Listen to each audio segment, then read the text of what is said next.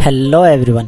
तो मेरा नाम है अली और आज हम देखेंगे कि जब एथिकल हैकिंग के अंदर हम किसी नेटवर्क को स्कैन करते हैं तो उसको स्कैन करने से पहले कौन सी बेसिक इन्फॉर्मेशन हमें पता होनी चाहिए, वो इस वीडियो में हम आज कवर करेंगे। तो बिना टाइम वेस्ट किए चलिए वीडियो स्टार्ट करते हैं।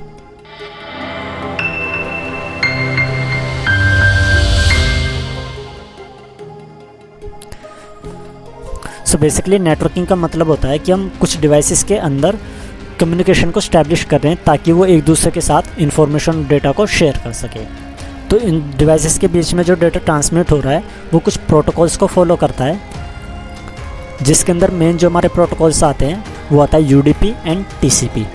अब इन दोनों में फ़र्क क्या है वो एक बार अच्छे से समझ लेते हैं।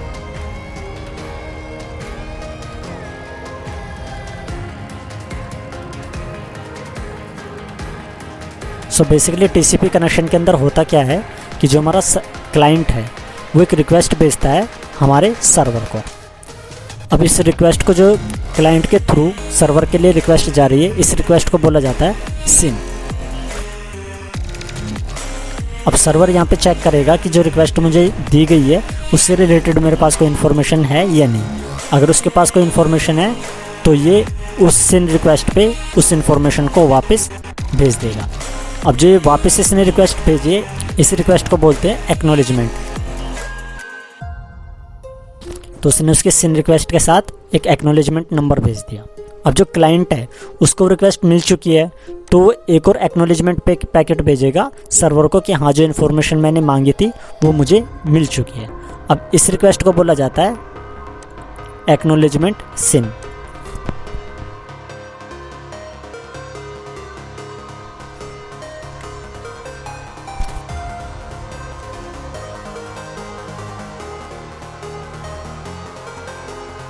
तो इस कनेक्शन को बोलते हैं 3-वे हैंडशेक, कि जिसमें पहले क्लाइंट रिक्वेस्ट भेज रहा है सर्वर को, फिर सर्वर उसको वेरीफाई करा रहा है और फिर क्लाइंट जो है वो वापस से उसको वेरीफाई कराता है कि हाँ ये इन्फॉर्मेशन मुझे मिल चुकी है।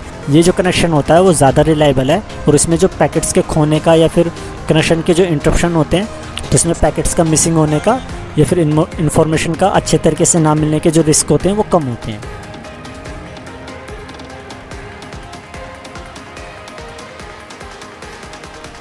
दूसरा जो हमारा ट्रांसपोर्ट होता है वो होता है यूडीपी। यूडीपी के अंदर बेसिकली क्या होता है कि जो हमारा क्लाइंट है वो रिक्वेस्ट करता है सर्वर को, उसके बाद जो सर्वर है वो वापस रिस्पॉन्ड करता है जो भी इंफॉर्मेशन हमने मांगी है उसको वापस क्लाइंट को, और ये बिना वेरिफिकेशन के जो पैकेट्स है वो वापस भेजते चला जाता है। तो इसके अंदर क्या है कि कनेक्शन तो बहुत ज़्यादा फास्ट होगा, लेकिन इसमें अगर कोई पैकेट मिस हो गया तो इसको वेरीफाई नहीं करेगा क्लाइंट के साथ, बल्कि जो भी रिक्वेस्ट उसने मांगी वो उसको देता चला जाएगा, चाहे वो क्लाइंट को मिले या ना मिले। लेकिन टीसीपी के अंदर क्या है कि वो डबल वेरीफाई करते हैं कि जो इन्फॉर्मेशन मांगी गई है वो वापस पहुँची या नहीं पहुँची।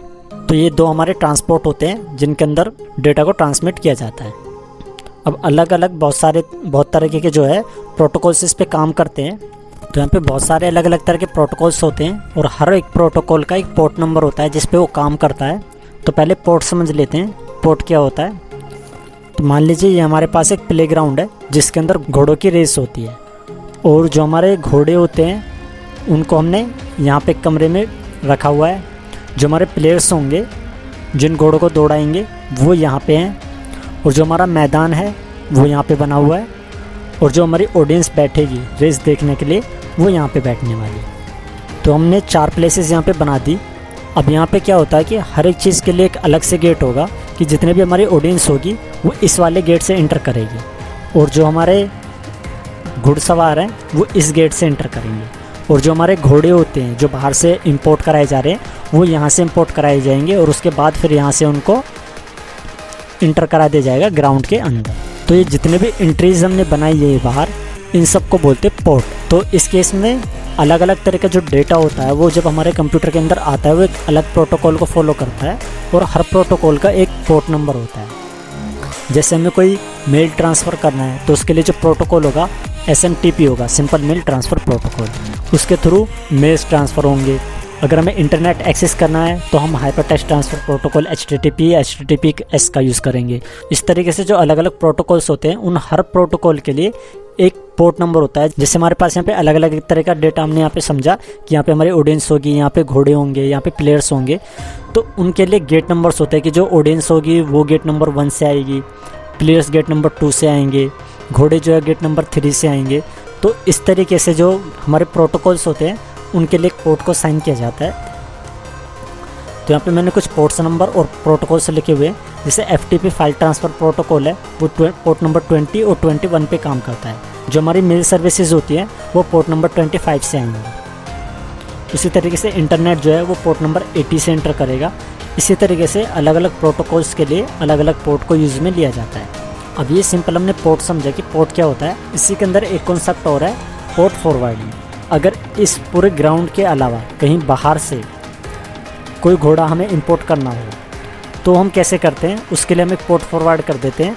जैसे एग्जांपल के लिए समझ लेते हैं कि हम यहाँ पे एक सुरंग बनाते हैं जो कि सीधा यहाँ से सुरंग ओपन होके जाएगी और सीधा प्लेग्राउंड के अंदर ओपन होगी। अब जितने भी घोड़े प्लेयर्स वगैरह है वो इस टनल के थ्रू आ जा सकते हैं। तो जब हम अपने इस नेटवर्क से बाहर कोई डेटा ट्रांसमिट करते हैं तो उसके लिए हमें एक पोर्ट को फॉरवर्ड करना पड़ता है, जिसको हम बोलते हैं पोर्ट फॉरवर्डिंग। सिंपल लैंग्वेज में अगर समझे कि अगर हमें अपने नेटवर्क से किसी बाहर नेटवर्क पे अटैक करना है या फिर बाहर नेटवर्क का जो डेटा है वो एक्सेस करना है तो उसके लिए हमें एक पोर्ट फॉरवर्ड करना पड़ेगा। जब हम पोर्ट फॉरवर्ड करते हैं तो उसके लिए हमें अपने IP और पोर्ट नंबर देना होता है। उसके बाद हमारी उस IP पे पोर्ट जो है वो फॉरवर्ड हो जाता है और जितना भी डेटा है वो डायरेक्ट उस IP पे हम चेक कर सकते हैं। जब हम किसी नेटवर्क को स्कैन करते हैं तो ये चीज़ें बहुत इंपॉर्टेंट होती हैं कि जो कोई भी सर्विस जो एक पर्टिकुलर सिस्टम पे रन हो रही है वो किस पोर्ट नंबर पे काम कर रही है। और जब हमें वो पोर्ट नंबर मिल जाता है तो हमें पता चल जाता है कि इस पोर्ट नंबर पे क्या काम हो रहा है। अगर जैसे एग्जांपल के लिए हमें यहाँ पे पोर्ट नंबर 21 मिल गया, अगर ये पोर्ट ओपन है जो कि FTP पे काम करता है, जिसका काम होता है फाइल्स को ट्रांसफ़र करना, तो इस पोर्ट के थ्रू हम किसी भी फाइल को एक्सेस कर सकते हैं।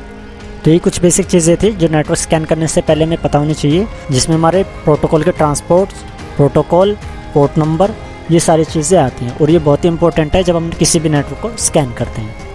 आई होप कि आपको ये सारी चीज़ें अच्छे से क्लियर हो गई होंगी। उसके बावजूद अगर आपको कोई डाउट होता है तो आप हमें कमेंट सेक्शन में पूछ सकते हो। तो आज की वीडियो में इतना ही, मिलते हैं आपसे नेक्स्ट वीडियो में।